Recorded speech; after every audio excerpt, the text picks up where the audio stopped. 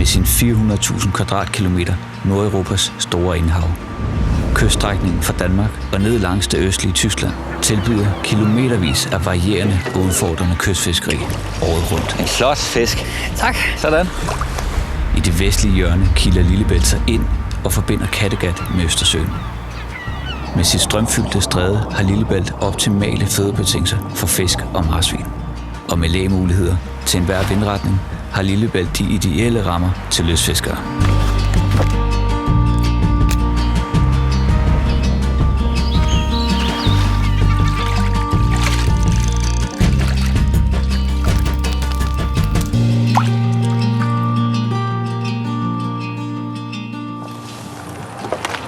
Goddag, Chris.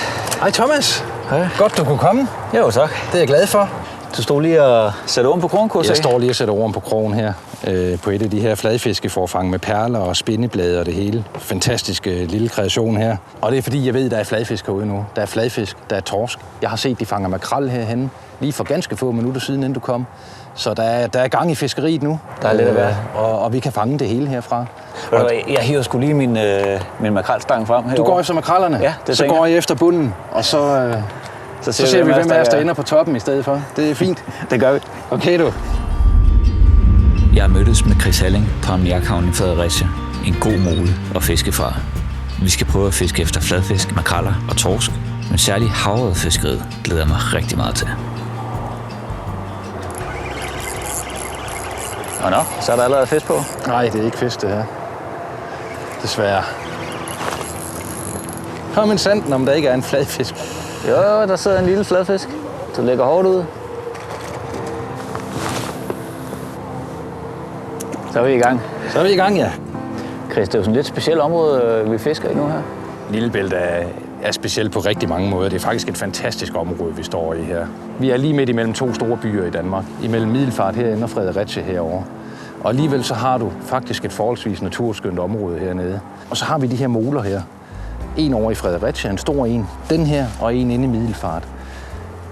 Som gør det sindssygt nemt for mennesker at komme ud og fiske. I alle aldre. En anden ting, der er fantastisk unik ved hele Lillebæltsområdet, det er den strøm, som vi også kan se, der løber her foran os. Vandet hernede er altid levende. Og derfor så gør det også molefiskeri i det her område helt unikt. Der er simpelthen altid fisk hernede. Det er også en god måde at komme i gang på, kan man sige. Det er jo fiskeri for alle, det her. Det er det.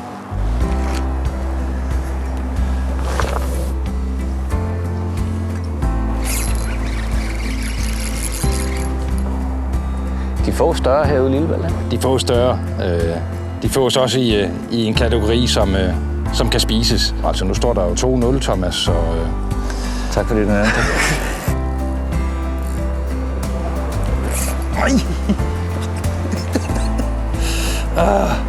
Det er jo utroligt, at selv efter så mange år, så kan det her stadigvæk være hyldende morsomt og sjovt. Men Chris, nu ved jeg jo også, at der er særlig en form for fiskeri, du brænder ekstra meget for her i Lillebælt. Ja, det kommer vi ikke udenom. Det er natfiskeriet efter havørter, der for alvor trækker mig hernede. Og det er den helt unikke grund til, at jeg kommer rigtig meget hernede. Det er havørtfiskeriet om natten. Jamen Chris, solen er jo ved at gå ned, så det kan jo godt være, at vi skal prøve det berømte natfiskeri i Lillebælt. Det skal vi. Og lige netop den her nat, der får vi en hård nordgående strøm i Lillebælt. Så vi skal over på Fynsiden.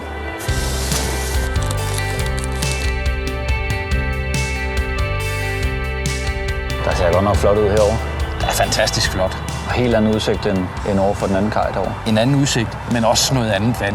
Vi er løbet ind i en nat, hvor vi får de optimale forhold hernede.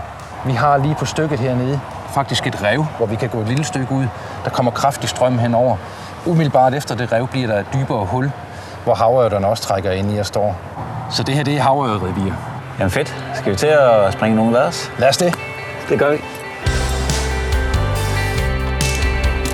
Det her natfiskeri, vi skal i gang med nu, det er jo et af de helt store specialer for området. Og Chris, han er om nogen en af de skarpe drenge. Det skal blive godt, det her. Det skal blive rigtig godt.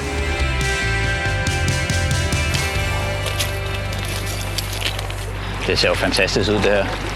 Det ser rigtig lækkert ud. Det er noget af et sceneri. Jamen, knækkerbrik. Jo, i lige måde, Thomas. Tak, tak.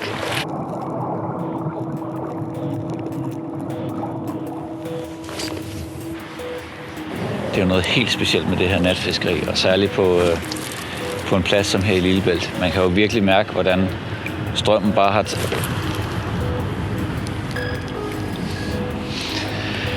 taget til, og fisken er kommet tættere på, og man skal lige koncentrere sig.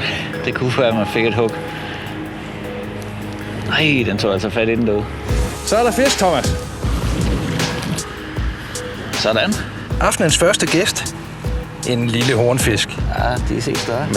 Men sjov er det jo, at vi også har den herude. Ja. Sådan en sommergæst her, og den vil rigtig gerne videre, så det får den lov til. Så er den afsted. Så er den afsted.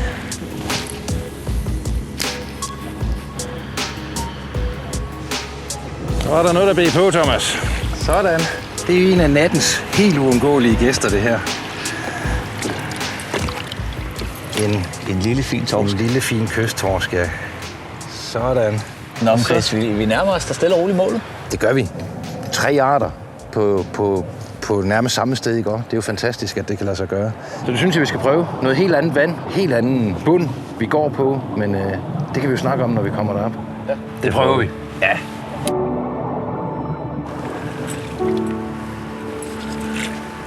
Vi sætter kursen mod Koldingfjord og en god natplads, der hedder Løveåret. Nu er vi kørt sydpå på Jyllandssiden, kommet lidt væk fra bebyggelsen. Herude der går vi ud og fisker på et stort rev, og det er ofte på kanten af det rev, at havørnerne går derude. Ja, det lyder spændende. Det er i hvert fald noget andet end det vand, vi lige kommer fra. Fuldstændig andet. Skal vi komme ud og prøve? Lad os komme ud og prøve det, ja. Det er en rigtig god natbegynderplads. Du har noget kunstig lyser, så du kan stadigvæk orientere dig om natten herude. Du har en hård fast bund at gå på herude. Der kommer ikke den der pludselig store sten, du kan falde over. Du har ikke den der monsterhårde strøm herude, som du oplever om i den smalle del af bæltet.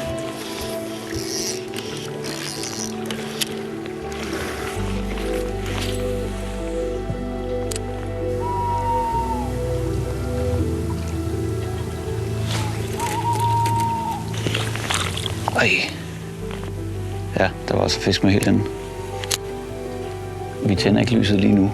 Chris han går små 50 meter længere uden mig. Og lige for 2 sekunder siden, der er en pæn havre, der lige brød overfladen mellem os. Og der er fisk igen derude.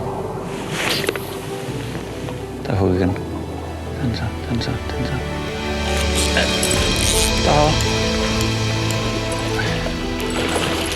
Nu må den bare ikke gå af. Nu må den ikke gå af.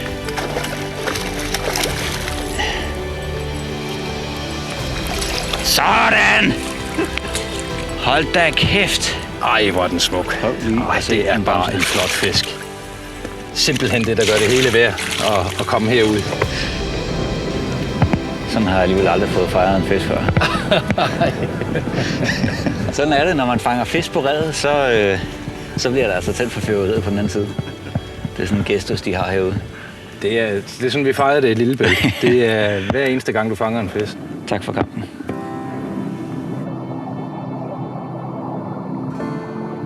Sådan. Det er bare i orden, det var det der. fint.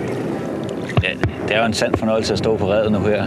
Fyrværkeri, vi står og hyggesnakker, og så kan man høre fest ud igen. Og det her, Thomas, det er jo bare et par af de pladser, vi har hernede i Lillebælt. Altså, der er jo et væld af pladser med ind til det her, hvor man ligesom her parkerer ganske tæt på at gå ud i vandet, og så er der havørrer der. Jeg er i hvert fald blevet hooked på det, det må man sige.